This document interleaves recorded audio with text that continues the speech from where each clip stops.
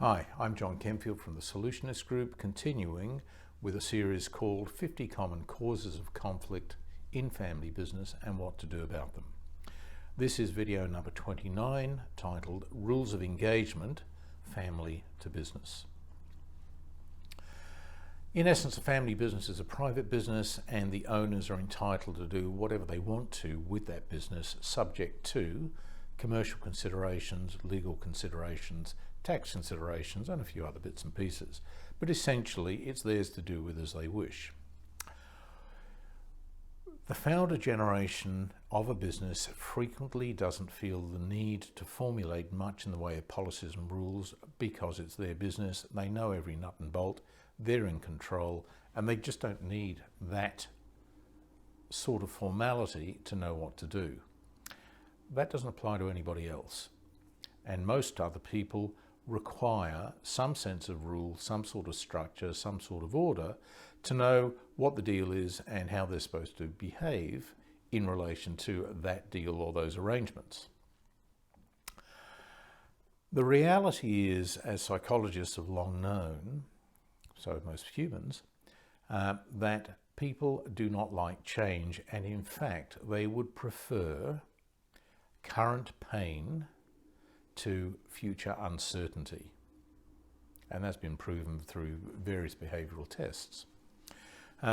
Consequently, people want some certainty, they want clarity, and if they don't have clarity, the confusion, the insecurity, the disempowerment that can cause, particularly if you have a culture which is not terribly supportive and is challenging, is a primary cause of conflict. People lash out when they are not comfortable, and they find targets to push back against because by pushing back against other targets they feel they're doing something rather than feeling useless, beg your pardon. So how do we do this? Well, we call them rules of engagement in a family business. In an ordinary business they will be called policies and procedures. The rules of engagement between a family and a business attempt to manage and control and define how family and family members should interact with the business and vice versa. They don't bind the business, but they inform the business, and they should be congruent with similar rules within the business. Typically, the rules of engagement are included in written family policies, a family constitution when you have enough policies to put them all together into a single document, and something that we use quite a lot, which is called a Charter of Mutual Obligations, which is a written document that identifies what family members should and shouldn't do on a regular basis, precisely because they are members of a family in business and receive benefits from that arrangement. We don't want any individual family member going rogue and creating a problem for everybody else. That will be unfair and perhaps unfortunate. So, what is the solution that we're suggesting? We suggest getting the family together on what could be formal or very informal workshops to work through policies on specific issues, and they may be things like benefits received over a lifetime. Often we get sibling conflict because one child believes that they never got as much out of the family when they were growing up as their siblings.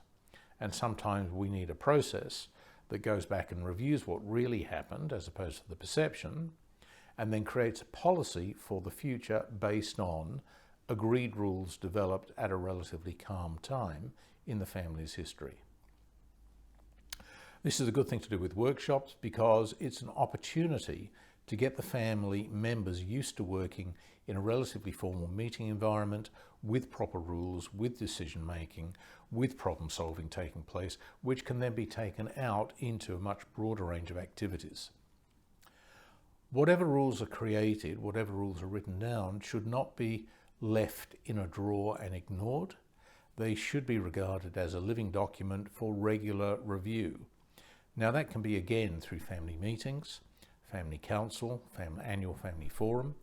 It's a very good strategy to create working parties amongst family members, particularly younger family members, and get them working together in a formal committee structure to contemplate components of the rules and suggest new ones appropriate to them and the upcoming generations.